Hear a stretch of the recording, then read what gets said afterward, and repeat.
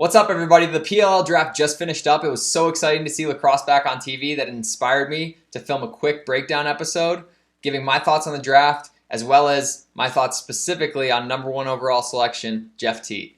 Let's get into it. The first thing I'll say is that I was very surprised that the Atlas didn't select Michael Sowers first overall. I thought for sure he was going first overall. Not that I think Jeff Teat is a worse player than Michael Sowers, but I just thought that was where everything was trending, especially with the season he's having this year at Duke, and Jeff Teat not playing college lacrosse this year due to COVID reasons. I think Jeff Teat's an amazing player and a great first-round pick. I think the Atlas made the right move taking him, and I'll explain all that a little bit later into the video. I think Jeff Teat is the right pick for the Atlas because they need to get away from that quarterback, ex-attackman, American-style offense that they were stuck with last year with Rob Pennell. I think Michael Sowers' game is much more versatile than Rob Pennell's is, so I don't think he's quite, I wouldn't shove him quite into that same box as Rob Pennell. But I think it was smart for the Atlas to take Jeff Teat, who brings a more box and outdoor hybrid style to their offense that'll allow them to share the ball and not have it get stuck in one person's stick. He's not going to be the person that starts and initiates everything from X, and he's oftentimes most successful as an off-ball shooter. So if the Atlas can structure their offense to be one that's willing to share the balls and attack from different angles and not just put that whole entire workload on Jeff Teat, I think they're going to find a ton of success with him. Michael Sowers to the Water Dogs. Michael Sowers, just like Jeff Teat, is an amazing talent, and so the Water Dogs couldn't go wrong by picking him. I think he's going to really help take some of that workload off of Kieran McArdle. Last year, Kieran McArdle was kind of the Water Dogs one-man show, and you could see that it was just really hard for them to have success with that being the model. So adding a guy like Sowers is really going to help spread that workload. I think the Water Dogs still have a lot more work to do in order to get that offense clicking, even with him as an addition. But he's certainly a great piece to add in order to help them figure that out. With a number 3 pick overall, the Chrome selected JT Giles Harris. My expertise is on the offensive side of the ball, so I really can't give a great in-depth breakdown on JT Giles Harris's game. But from everything I've heard Peacock and the rest of the college lacrosse commentators say about him, this guy's gotten some high praise, and he should make an immediate impact for that Chrome defense. With the number 4 selection, the Woods took T.D. Erlin. Just like the defensive analysis for JT Giles Harris, I'm not a face-off guy, so I can't speak, technically about TD's game. But even without face-off expertise, I think any lacrosse player can tell that his impact at Albany and Yale, when he was just absolutely dominating face-offs, is a complete game changer. And I don't expect that to stop when he gets in the pros. I mean, he's already competed against all these same guys like Baptiste and some of the other best face-off guys in the game. So the Woods needed a great face-off guy, and they got one. Skipping down to the number 6 pick in the draft, the Chaos selected Mac O'Keefe from Penn State. I don't know if this was the right pick for the Chaos. I mean, we'll see if they trade him or try and do something else with that, but they're already so stacked and so Canadian heavy with great shooters. I just don't necessarily see where Mac O'Keefe fits into that. Like, their shooting last year wasn't their biggest problem. It was just finding chemistry within that team offense that once they found it at the end of the championship series, they were eventually able to make that championship run. So I don't know that adding another great shooter like Mac O'Keefe was the most valuable use of their first round pick, but we'll see.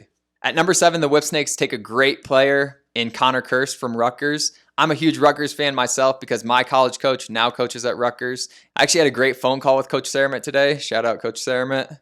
And the type of player that Connor Kirst is, I think fits in great for the Whipsnakes. Connor Kirst has so much power as a time and room shooter, and so I think Connor Kirst fits great into the Whipsnakes offense because they've got Rambo at quarterback, 2 great inside finishers with Jay Carlson and Zed Williams, and to round out the outside with those 2 bombs, you've now got Kirst and Mike Chanchuk. I think this was a great pick for the Whipsnakes. It makes complete sense in helping to balance their offense even more, and I mean, they're just right on track for a three-peat with this. With the number 8 pick, the Atlas took Dox Aiken, an all-around stud from Virginia. The Atlas is a super young team, so I'm excited to see how Dox fits into this 2021 journey that they're going to have, finding this chemistry with this new young offense. I'm excited to see where it goes.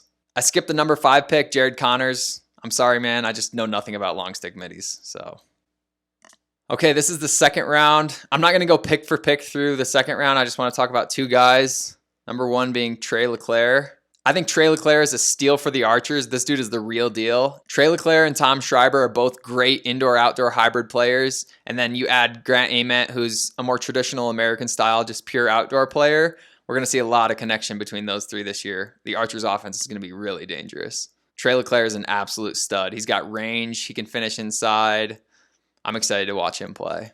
And the last pick I want to talk about is Ryan Tierney at number 16. I think this pick was the steal of the draft. Kyle Harrison talked about him a ton and touted him a ton in the pre-show. I'll just reiterate what Kyle said. I mean, this kid can just simply do it all. He can shoot on the run. He can shoot time and room from distance. He can finish inside. And then also he can ball carry and take some of that workload off Rambo for the Whips. Such a huge asset for the Whip Snakes. And I mean, with him and Curse, I don't know how they don't three-peat at this point. My way too early prediction for the 2021 season is Archers versus Whip Snakes in the championship. So I think the Archers can put something together to be able to compete, but we'll just have to see how things go. I mean, the Whips are so good, so dangerous. It's going to be really hard for me to bet against the Whips. Okay, now let's talk specifically about Jeff Teat. First, let's start off with a fun fact that you can tell your friends. You don't have to tell them you got it from me. You can pretend like you're just this super smart lacrosse player. But the fun fact is, this is actually the 4th time that Jeff Teat has been drafted into professional lacrosse. So he's been drafted by the MLL's Boston Cannons. He was drafted by the New York Riptide in the NLL, 1st overall. He was drafted in last year's draft by the Chaos, I believe 12th overall. And now he's been the number 1 selection for the Atlas Lacrosse Club. So 4 times. Wow.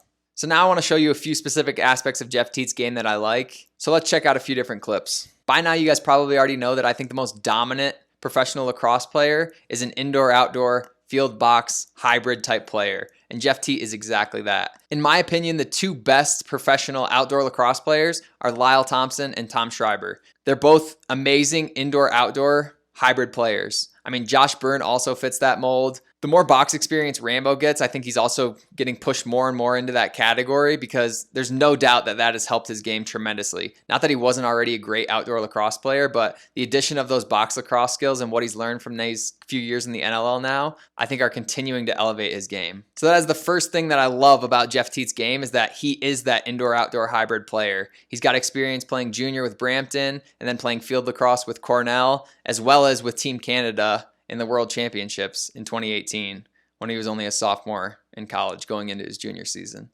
That's crazy. These clips are from his time in Brampton Junior A, and these plays aren't necessarily that impressive. I just wanted to put something in here so you guys could see him play in the indoor game. One of the most notable differences I experienced going from college lacrosse to professional lacrosse is the speed of the game. With that comes tighter windows to pass the ball into. Everyone's moving faster and everyone's covered a little bit more tightly. So as we watch this play here, we see Jeff Teat feed this ball into a really tight window. This is going to help him tremendously in the outdoor game, is having the confidence and experience to throw the ball and feed these tight windows. Again, it's going to be taken to that next level in the professionals. So having the experience from box lacrosse to pass into those tight windows is really going to help him going into the professional ranks. Even though outdoor there's a little bit more space, like I said, the speed of the game is that much faster, and so having that confidence built up to be able to pass into tight windows is really going to help him. The second reason I think Jeff Teat is a great 1st overall pick is because he already has experience as a professional lacrosse player. He played with Team Canada in the 2018 World Championships as a sophomore in college entering his junior season, and he fit right in with those guys. He had a hat trick against Team USA in the round robin, playing with and against all the same people he's going to be facing in the PLL. Him having that experience and Sowers not having that, I think was probably a huge factor in the Atlas's decision in this draft. Let's check out a couple of these plays from his time at the World Championships. This first play by Jeff Teat just exemplifies some professional level technique that not all college players possess. This might seem like a routine play, but the way that he does this is different than what a lot of his peers in college lacrosse would do. A lot of guys are just going to carry this ball around the horn and not do what Teat did. So to start off, this is Jeff Teat right here, okay? So let me just play the clip through first for you, and then I'll break it down after. All right, let's watch this.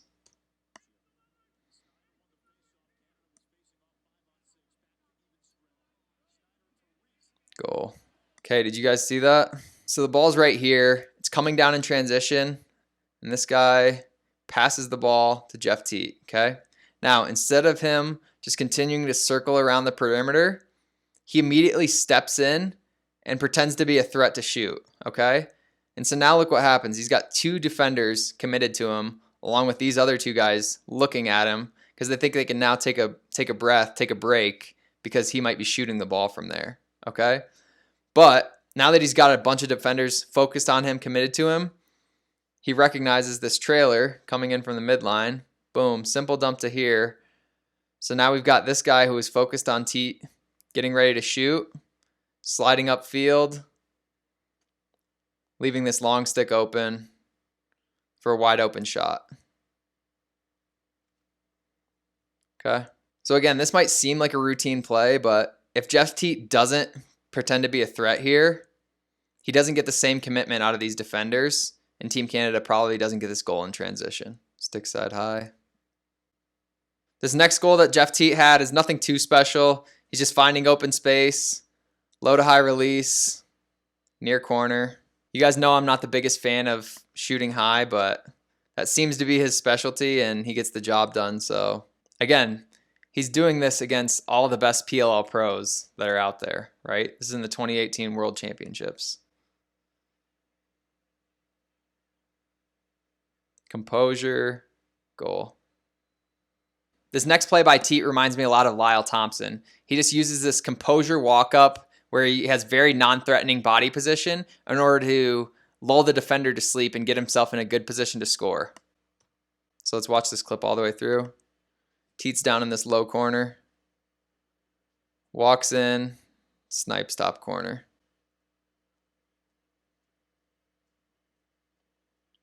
Woo. So again, to break this down, he gets the pass down.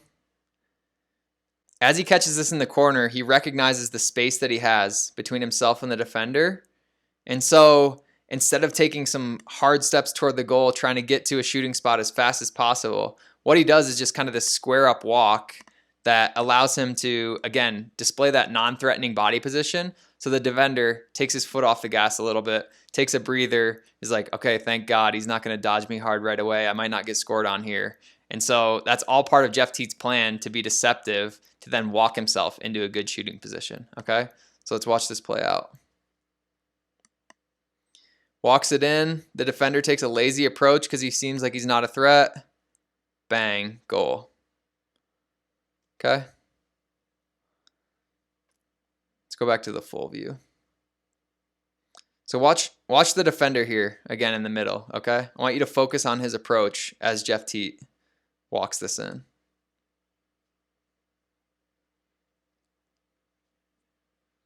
See how he never really exploded to get out there onto Teat? Because he just walked it in non-threatening, right? Lulled him to sleep. You guys know I'm not a huge fan of stick side high, but he makes it work here. But the thing that shows me the next level professional technique of this shot is him utilizing what I call a passive windup, where his hands and his stick is already in position to shoot. And so all he's got to do is fire those hands forward to get the ball in the goal. This, similar to the deception on the walk-up, is deceptive toward the goalie because a lot of goalies are used to watching players load those hands and load those hips before they shoot, which allows the goalie to prepare for a save. By utilizing this passive windup, having your hips and your hands already in position to shoot, all Teat has to do is explode through that motion and the ball is on top of the goalie before he's ready for it, okay? So let's watch that part of it. Let's watch him load up these hands with what I call, like I said, a passive windup. His stick right now and his hips are already in position to shoot, okay? And he did not do any sort of exaggerated windup, right? So now when he decides he wants to shoot, boom, he just flicks those hands and shifts those hips. And look how he caught Galloway off guard with this, okay? So look at this. Walks it in, passive windup, boom, snaps those hands and hips, and Galloway has no chance. I mean, just super impressive. Let's watch that passive windup one more time in full speed, okay? So he walks it in, loads the hands, boom. The passive windup is probably the most critical element to taking your shooting to the next level. And like I said, I'll be making a full dedicated video on that. And I can't wait to make that video because Tom Schreiber uses it, Zed Williams uses it. All the best shooters in the league utilize a passive windup. And it's what's going to take your game to the next level. So stay tuned for that video. This clip, we've got Jeff Teat floating around in the middle here. Okay. And all this clip is going to show is just his inside finishing and floating to space with the inside game. Okay, so A lot of players do this. I'll also be making a video more specific about how to move inside because it's different whether you come from a box background or a field background, but let's just watch this clip. So Jeff Teat floats to space, backdoor cut, composure, inside finish. Okay. So again, you see him fade to that back pipe, composure, boom. That play's pretty straightforward. I'm not going to dig into that one too much. Just wanted to show you the culmination of his hat trick from this game. The last clip I'm going to show you is from Jeff Teat at Cornell. He's going to utilize a passive windup in order to be a feeder here. Yes, you can use the passive windup for feeding as well. It's not just for shooting. Okay, let's check it out. So to start this play, he just uses a quick swim move to beat his defender. And then you'll see him stick protect by sticking one hand out and absorb that check with his free hand there. Again, that way he's in no risk of losing the ball. Then, because he wants to feed as a lefty here, he knows that if he pulls that stick back on his left side, number 28 is going to easily trail him, right? So what he needs to do now is passive wind up by putting his stick across his body, getting it to a position where he doesn't have to load it back in order to feed. So he's going to put that stick almost straight up in the air and then just push the ball forward with a twister to his teammate. And that's going to allow him to get the pass off quicker as well as avoid being trail checked. Okay, so let's watch this play out. Puts that stick straight up, twister pass, the trail check comes late. Right on the money backdoor, teammate catches and scores. Okay, so again, he can't pull the stick back on his left side, otherwise he'll get trail checked. So instead what he does is he shoots that stick straight up into the air, twister on his left side. So again, he doesn't have to pull this stick behind his body, to get that pass off. He's putting it straight up and then just pushing this pass over to his teammate, right? Puts his stick straight up and then pushes those hands to his teammate, avoids that trail check.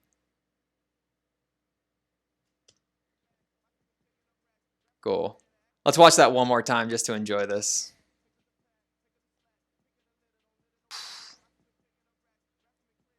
Like I was saying before, some of these plays might look slightly routine, but these are just the small little things that separate great college players from great professionals, okay?